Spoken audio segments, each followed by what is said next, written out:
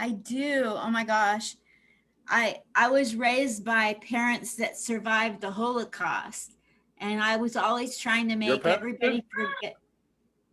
What? Your parents survived the Holocaust? Yeah, they did. The good news is they survived the one that did exist. Amazing. Hi. Hey, so are you offended by when I make jokes about that? Heck no. Does that offend you? Okay, Not at well, that's all. good. Not one bit. It takes a It lot to must be a offend me, like if somebody says effing Jew as a punchline, that might trigger me, but other than that, you got to yeah. roll with it. No, I actually just today I had to put someone on the line about that. It's unbelievable how there's still anti-Semitism going on out there. It blows my mind. Blows my mind. Have we learned nothing? And what's it going to take? We're going through a worldwide pandemic. We can't get along. Ignorance is something that will never go away for good. It will always lurk in the deep shadows of humanity, Isn't that the truth? sadly. You know, Yeah. I if there's one thing I hate, it's hate. I hate hate. There's those That's birds. the I'm only thing you making really should hate. I'm making this go public, and now I'm going to read your intro for all these people that are going to come. Millions will be watching this. Oh, I can't Facebook, wait. Finally, welcome to some Comic exposure. Spot. We get to do this from my humble apartment to his beautiful. It looks like there's an umbrella at the door, and there's all kinds of really nice embellishments in this abode. And then you got me at the extended stay America. I got a long-haired dachshund here and a puppy, Oh, a German Shepherd puppy here. oh my gosh. I want a dog. Yeah, I'm surrounded by pets. Let me know if Get one. You need one. I need one. Well, let me introduce you to our guest, you guys. This is Comic Spot. You know me. But today we have a legend. Comic Spot was created so this veteran of the military could interview and vet out veterans of comedy. And you got one here today. We got him. We got him on the line right now. Mike Faverman. So let me read his intro. Globally touring stand-up comedian. Want to hear that again? Globally touring stand-up comedian. Seen in Netflix, Showtime, Comedy Central, Access TV, Travel Channel, TBS, True TV, and Wealth TV. Oh my gosh, I didn't know they had Wealth on TV till now. He's a writer, a director, producer, a best-selling author, creator of Mac and the Big Cheese, The Punchline, and Ultimate Outdoor Cooking, Mike Faverman. Woo! Thanks for Hi. having me. Quite a grandiose intro there, but I know. thankfully I wrote it. I love having people on. I'm kind of like Gladys Kravitz from Bewitched. I have to know you're okay and talk and know everything about you. Talk to me about your entire life and the Notoriety Club. You can take it away, or I can drill you with questions. Your choice. Well, you know what? I'll start out randomly, and we'll go from there and see where the conversation flows. So, Notoriety, the show that we do there, it's called Four Funny Fuckers, and the name was created by the owner of the Notoriety Theater named Ken Henderson. Ken came to me and says, I want to do a comedy show. And I said, well, I certainly know the right people and I know how to run a show. I've been doing comedy professionally for over 22 years. And so Ken was like, let's put something together. And from day one, not only have the lineups been amazing, but the theater's great, the staff, all the comedians have done an awesome job. And it's a learning process for me because I've never really produced comedy. I've always just done stand-up. But I know exactly how to run a show properly from all the years of touring around the world doing shows. I know exactly what needs to be done. So that show is thankfully and serendipitously just expanded and done, is doing very well. And I'm looking forward to seeing where it goes. I'm excited. I love it. The club is so, if you guys have never been down on Fremont Street in Vegas, over down by the Denny's, you go up the elevator behind Denny's, and there's this gorgeous club with lots of little rooms and caverns and big rooms and gorgeous lighting and ambiance. It's a beautiful club. Yeah, Ken's doing a great job in converting it into a kind of a development space for acts that aren't necessarily strip acts. He's really developing a lot of different talents to basically not only discover them, but give them a space to evolve and to really be who they are. So with a comedy show, it's like every time we do the show, it gets better and better. And so far, I think we've sold out over half the times that we've done it. And this is in, obviously COVID restrictions, but also COVID times. So people are really looking forward to getting out and being entertained right now. And it's exciting because I think it's the beginning of the end of this horrific time of self-reflection. That's a good way of putting it. Oh my gosh. Yeah. It's been horrific. Yeah. Yeah. What have you, definitely, go ahead. Go ahead. You go ahead. I don't know what your question was going to be, but I would say about a third of the way into the pandemic, I was getting a little institutionalized. I felt like I was in Shawshank Redemption, and I started getting creative. And I think that's the only thing that really saved me from going insane was staying creative. So being able to do stand-up again and writing. And I made this stupid show with my bird, Peaches. We did 39 episodes of a thing called Pig's Kitchen, where me and my bird cook in my kitchen. No way. And so, yeah, it's actually on YouTube. I think it's Pig's Kitchen. But it's funny because I have a really strange chemistry with this bird. This bird has a huge personality, and we just made some silly episodes, and the reaction of people just, they loved it. So it gave me something to kind of look forward to and create and kind of play with. And that's the only thing that keeps me sane, is being creative. Absolutely. The first day of the pandemic, I was so damn depressed, and I didn't want to go anywhere. I just shut the door. I looked outside and said, and I Zoom called somebody here in Vegas, and I saw visually that through the Zoom call, we both cheered up. And that's why I never stopped doing these. Oh, that's great. I really do think that as much as inclusive as comics can be, and they claim to not love people, people are the only thing that really help us survive. Without them, I think we would really go insane. So it's actually nice. I look forward on my shows on Saturday at 9:00 at Notariety, and I really look forward to it every week, because it's just, if it's just for a mere drink or conversation or story or laugh with another human being, it really makes all the difference in my week. Yes. I really like coming to your club. I will only go to clubs that are safe. And so I've been to a few where they give accolades to being safe, and when you get there, they're not at all. And your club is large enough that you don't feel enclosed or scooched up amongst people very much at all. There's plenty of space. Everybody's wearing masks. They follow the rules, and the entertainment is always killer. Always. Well, thank you. I appreciate that.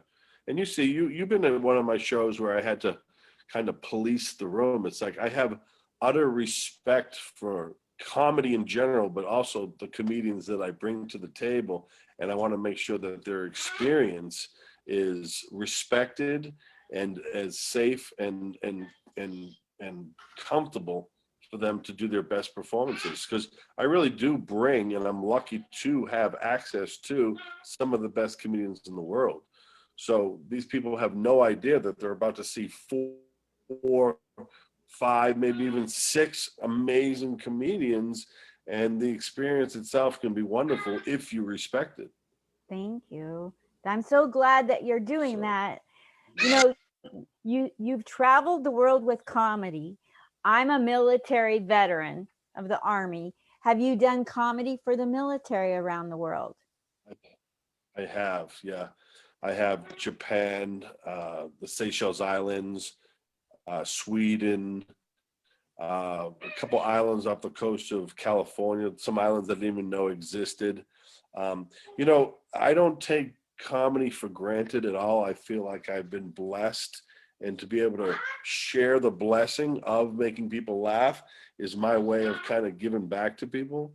And when I first did comedy, initially it was like, oh, I want to, fame and fortune.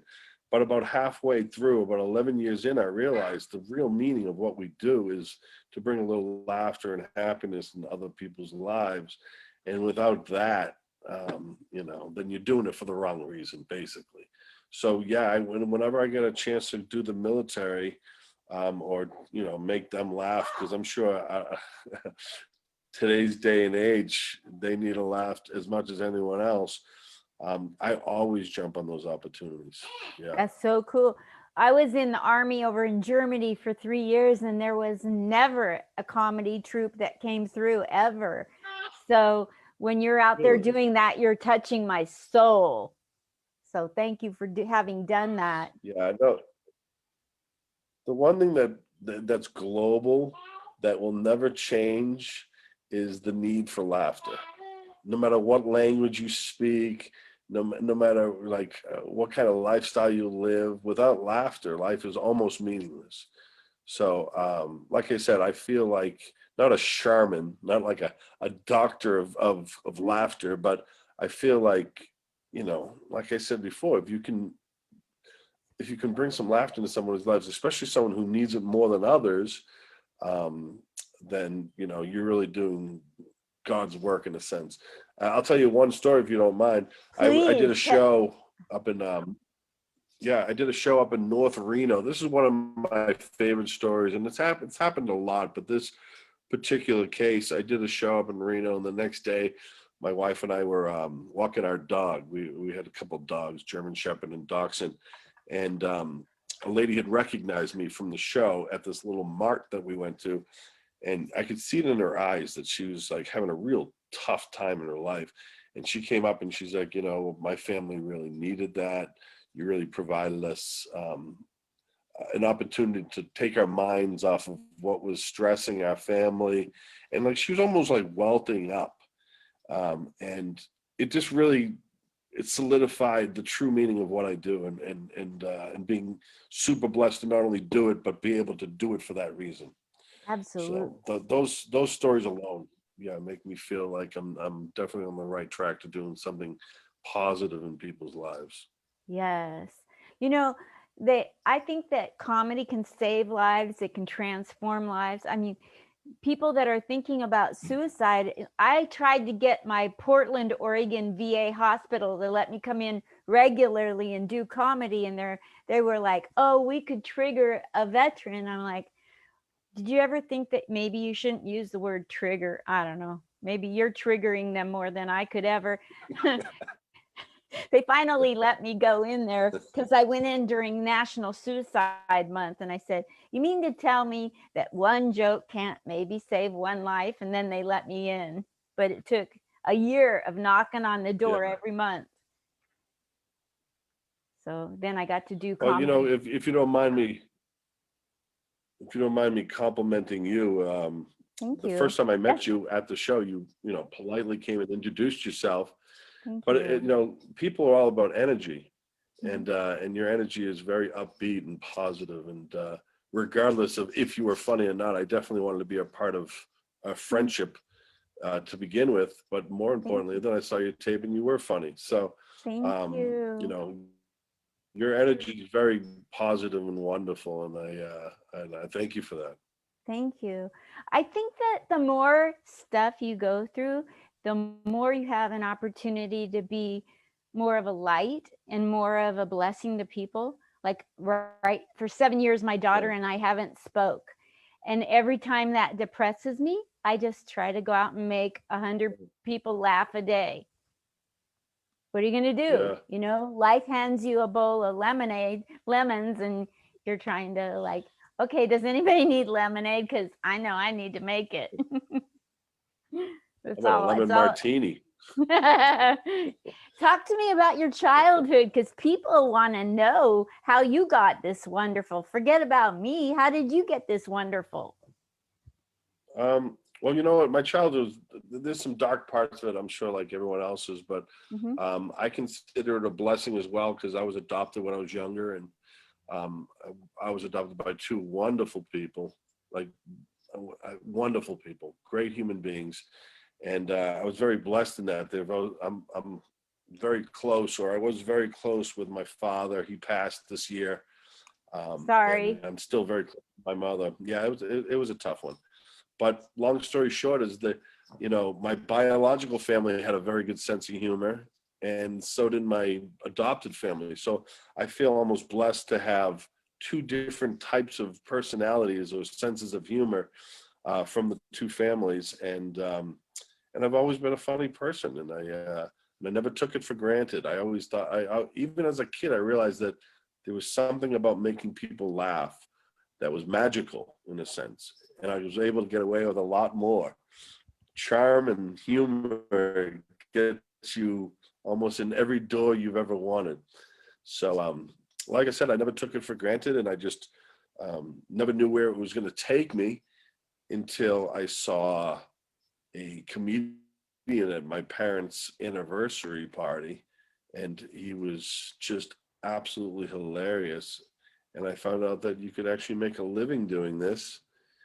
And even though I was scared and very intimidated, I slowly pursued it, and now it's turned into a blossomed and wonderful career. Yes. There's, I've talked to a lot of people in comedy doing these interviews, and when your name comes up, everybody goes, "Oh, I know him. I've known him for years." Nobody ever says one negative thing about you.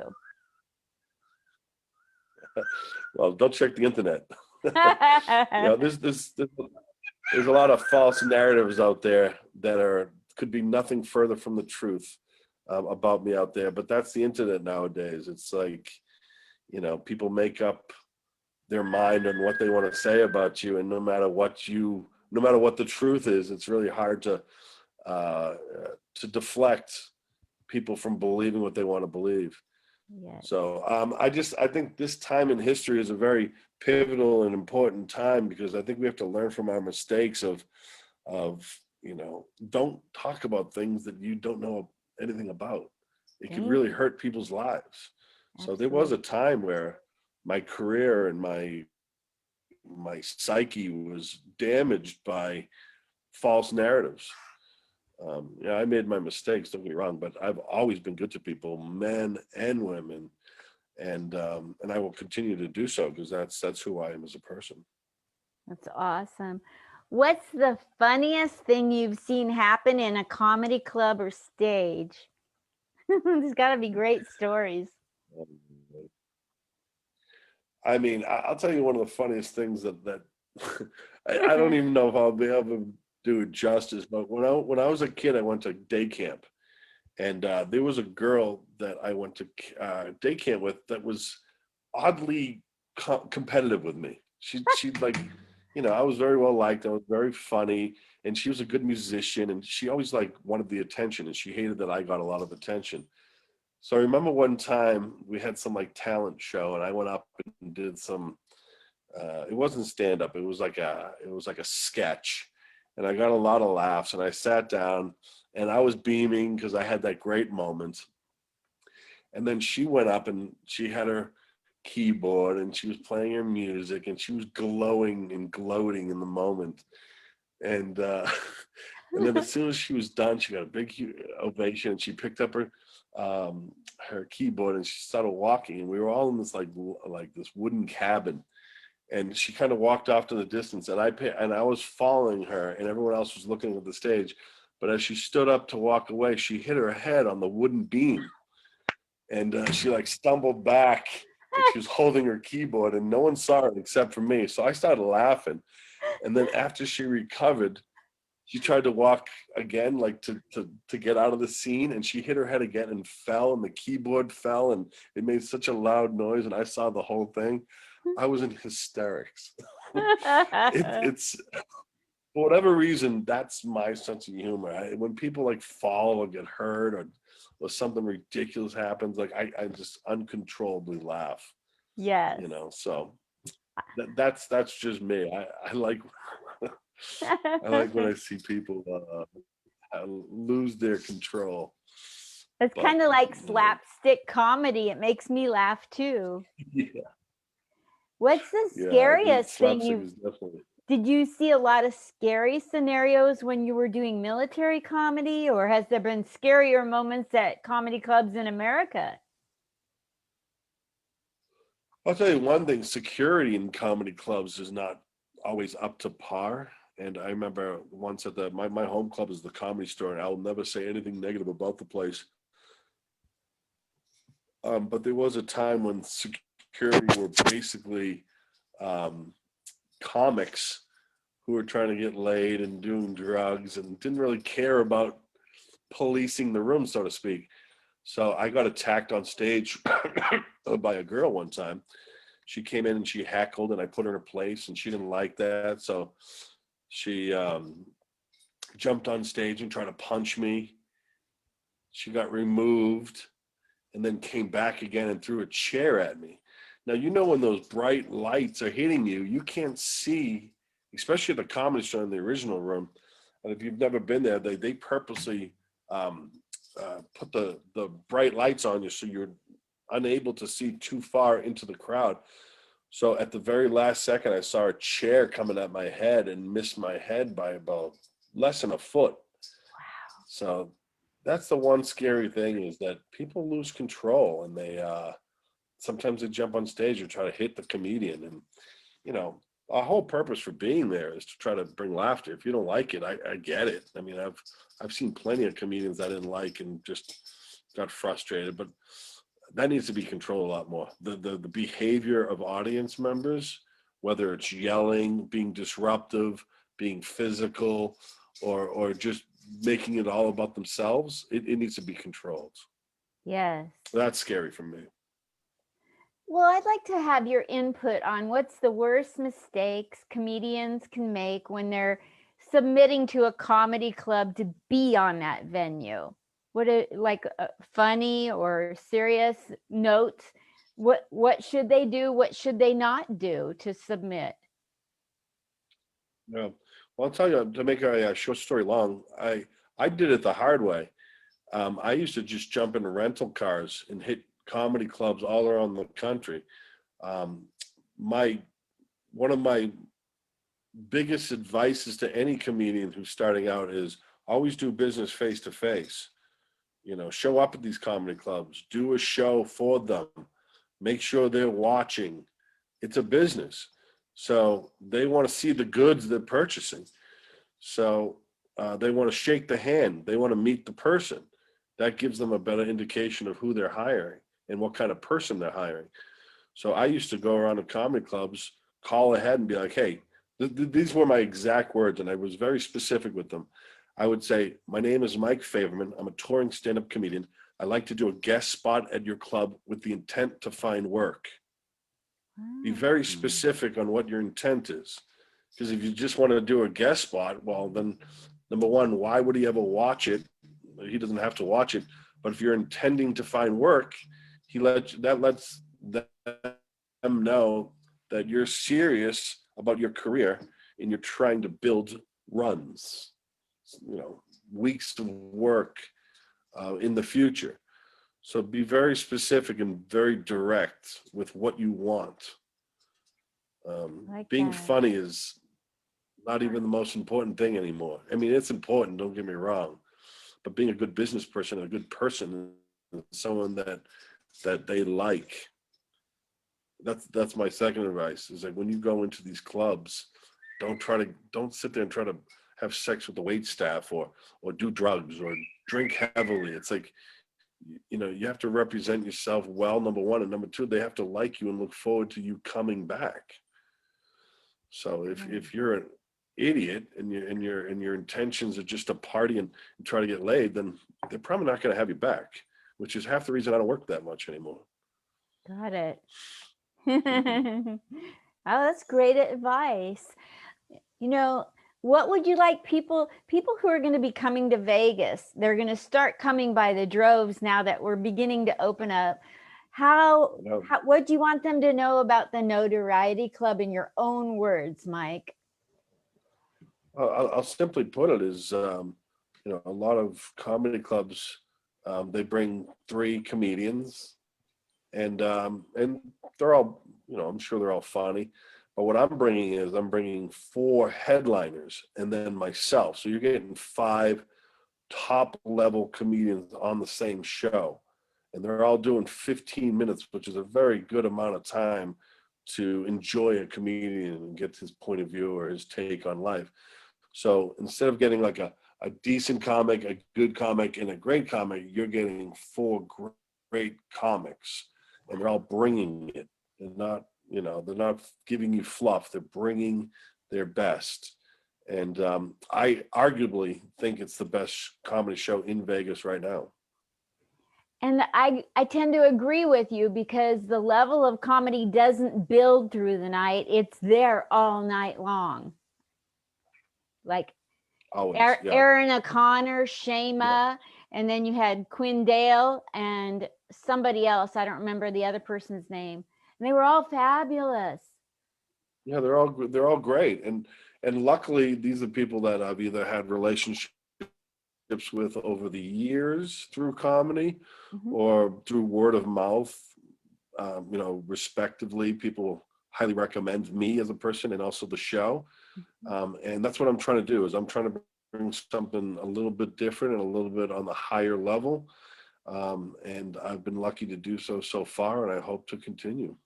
Yes, I highly recommend it, everybody. And February 13th, I get to do a guest spot with the hopes of getting work. Can't wait. As you would put it. No, I can't wait. That's also something that I'm trying to affiliate with my show as well, which is always doing a guest spot or bringing someone on that I don't know very well, and I want to see if they do well in this room, because it's a difficult room. It's high ceilings. It's a theater, and with the restrictions of 25 feet between the performer and the audience, it adds an extra obstacle. So if you're able to do really well under these conditions in this theater, then I will definitely have you back. That's so cool. Yeah, I love the audiences that come. You know, I can go in a place and know if, oh man, I should never try to do this room. This is not, and then there's other places it's like, I have to do this room. And that's how I felt when I came there. I wouldn't have approached you. Yeah. Well, you know what, becoming a master of your craft, so to speak, is the excitement about being able to do any room. I know. And I would highly recommend you. I mean, I know some rooms are probably intimidating or they don't seem right for you. And during my time as a stand-up and really becoming a master of my craft, I would literally do shows at like Applebee's. They would remove the table at a booth and say, okay, man, you're on. And you're like, okay. Or they just give you a microphone and say, there's the dance floor, hit it. And you really have to just be able to flip the switch. And regardless of what circumstances or what conditions they put you in, and be funny, man. So after years and years of, I think I'm at like 44 states in the United States I've performed in. Being able to do all these adverse and, to be honest, like horrific comedy rooms, it has just made me stronger and made me confident to be able to do any room. Yes. I've only done 6 states. And, like the East Coast and the West Coast. And then I did the Amtrak all the way across the country in the differently able section. That's great. You know what's so exciting about for you, if you want my opinion, is Yes, please. yeah, you're starting. I don't know how long you've been doing comedy consistently, but 7 years. Yeah. This is kind of exciting because, and please don't take this offensively at all. No. As being an older woman, Yeah. you really have the world by the balls because you can say and do anything and smile and pretty much get away with it. So it's Yes. really an exciting time for you to be in comedy. I love it because, don't take this wrong being a man, but I get ignored because of my age. So in life, I'm wearing prom gowns and hooker heels all over Vegas so I don't get ignored. And so that's just a part of my act. It's just who I am. I'm not putting this on. I need attention. Well, here's the thing also is what makes comedy even one of the most or the best live entertainment in the world is that there's no age limit, and age is almost in your factor in a way. Age is almost a positive factor in a way, because like I say, you can get away with a lot more, and also you have nothing to lose, and so much life experience to draw from. So If I'm I go excited for you. Thank you, because if I go walking up and down the strip and they think I'm a streetwalker in my stilettos, I hope they do. That's a good day for me. What do I care? Well, Do it. Yeah. Listen, this is, a lot of people live their life saying they want to do things and they don't do them. And that's sad. So the fact that you wanted to do this and is doing it and is doing a good job doing it and are fearless in doing it, this is definitely an awesome time for you. And I wish you the best. I hope you kill it on February, what is it, 13th? February 13th, Saturday, 9 p.m., Notariety Club, Las Vegas, Fremont Street. 450 Fremont Street, 3rd floor, right above Denny's. Right above Denny's. And what's the name of your pigs something on YouTube, your YouTube channel? What is that again? It's called Pig's Kitchen. And it's basically me and my Moroccan cockatoo. Her name is Peaches, or AKA Sloppy Peaches. And we just do this really wacky, dumb cooking show, and it's almost like a comedy duo. She's very responsive. Do you want to meet Peaches right now? Yes, please. Oh, yes, I do. I'll get it on. She's very camera friendly. Oh, good. Is this a bird that can talk? Well, not words, but plenty of sounds. Hi. So this is Sloppy Peaches. Yeah, she's very responsive, and she's like I said, a big personality. I'm not gonna lie. And we do this stupid show where I have my shirt off and my hair's all crazy. It basically manifested from, no one could go to restaurants, so I had to cook every night, and she was just kind of making a lot of sounds when I was in the kitchen. So I brought her out to kind of look at the food, and it just became this funny thing where it's almost like Castaway Kitchen, where I looked like I had been on an island for 3 years. And so we played off of each other, and it was actually a lot of funny episodes. Oh, I can't wait to watch I used to be a chef. Did you know I used to be a chef? No, but there was something in your bio about being a chef. Talk to me about that. Yes, so about 11 years ago, a friend of mine who's also a stand-up comedian, his name's Pat Mack out of Boise, Idaho, and he and I were talking about comedy and talking about food, and he used to work in a restaurant, and I used to be a chef. And so long story short, we said, let's make an outdoor cooking show. So we made a DVD, got like rave reviews. We started getting hired to do a live show that we didn't even have. We had to develop and make it on the fly.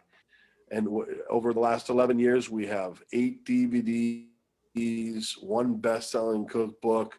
We tour all around the country at major outdoor enthusiast markets around the country. And we had several major sponsors. And it's basically an idea that came over a campfire that turned into like we've made a good amount of money touring and selling books and DVDs and aprons and stuff like that. And it combines live stand-up and instructional cooking. And it's been a huge success and a huge blessing. Wonderful. Yeah. So where do we follow that? You want to see the book? Yes, please. That's at ultimateoutdoorcooking.com. Yeah, hold on, I'll get the book for you. Yeah, it's at ultimateoutdoorcooking.com. Got it. Yeah, my favorite thing is just creating new things, but this right here is our book.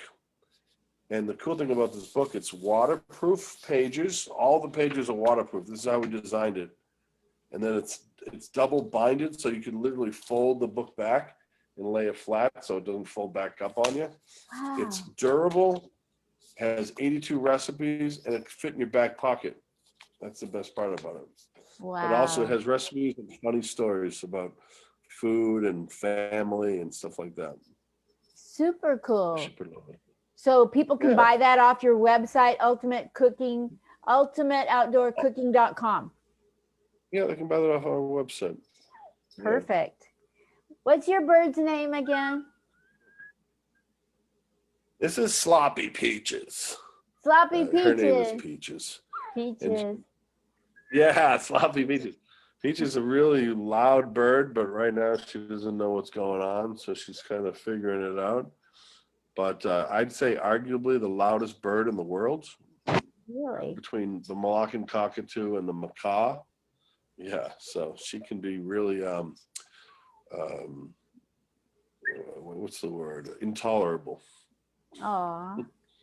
Beautiful, So though, you right? yes. I can only see one eye at a time. Is that on purpose? She likes you. I like you too.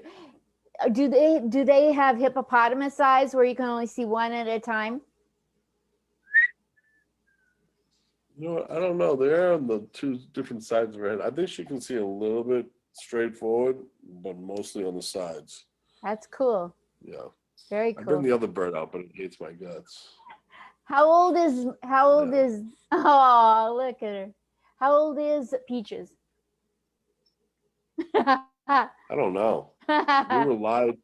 We were lied to when we purchased her.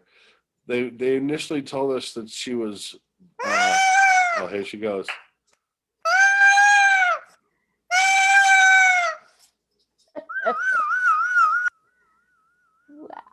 Now she's comfortable. Initially, they told us that it was a male and it was under 1 year old. And then she started laying eggs, which means she was a female, and females don't lay eggs until they're about 3. So we have Wow. absolutely no clue how old or what's going to happen. But I know these birds can live up to like 60 years old. What? Isn't Hi, she Peaches. wild? Hello. Hello, It looks Peaches. like a fake. Have you ever had a bird? Do you have pets? I had a parakeet growing up.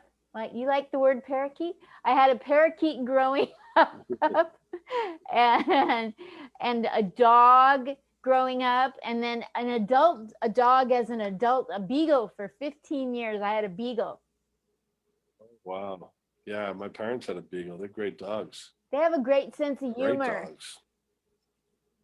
They do. Yeah, we had a beagle named Nutmeg, and we called her the coma dog because anytime you'd lay next to her, you'd fall asleep. She was like, she forced people to fall asleep. Like strangers would come over, the dog would jump up, lay down next to the stranger, and like 10 minutes later, both the stranger and the dog were like, they're great dogs. Oh my gosh. Yeah, I love animals. Yeah. And you have 2 dogs. You have a wiener dog and a German Shepherd. How do the birds like the dogs? Well, we can find out right now. No, actually, we have 3 dogs. We have 2 German Shepherds. One's a puppy, one's a senior, and then the dachshund. I would say the relationship between the birds is confusing. They don't know. They don't know what it is. They think it's a toy. And as much as we tell them not to attack, they're always just like super intrigued. Like, what is this thing? So, especially So do you have to peaches, I mean, lock up when you leave? Do you have to lock up the dogs or the birds? we lock ourselves up. No, we the birds have their own cages, so they're pretty safe. Plus, this bird right here, if she gets a hold of your nose or any other part of a dog, that dog's in a lot of trouble. It's a strong beak. They crack nuts. I'm not talking about walnuts. Actually, you know what's funny is this bird, this is my wife's bird, but for some reason it didn't take to her, it took to me. So now I'm the one who can only like handle it and feed it. And the other bird hates me and loves her. So it's strange relationships these birds have. They don't generally like both genders or both people in a household. Wow, they're very loyal to one over the other. Yeah. Look at her. She's like shaking right now. Oh. I gotta put her clothes back on. She had her pajamas on. Oh. Well, it's nice to meet you, Peaches. Yeah. I'm gonna throw her in her cage now. Well, I'm going to let you go so you can take care of everything. You've been a doll to come on here and let people get to know you. I'll be promoting this video again. Linda, it was wonderful having me on. I really appreciate it. And everyone who's listening, February 13th, Notoriety Theater, 450 Fremont Street. The cross street is 4th Street, where there's a Denny's, 3rd floor. Show starts at 9:00, and Linda's going to be killing it. So come on Yes. down and check it out. Thank you, Thanks for Mike. having me on, Linda. Thank you, Mike Faverman. You're awesome. Notoriety Club, February 13th, 9 p.m. Doors open at 8:30. Get your tickets now. And it's also ultimateoutdoorcooking.com for your book. That's it. Bye. Thank you, Linda. I'll see you soon. All right. Have a good weekend. You too. Bye. Thanks again.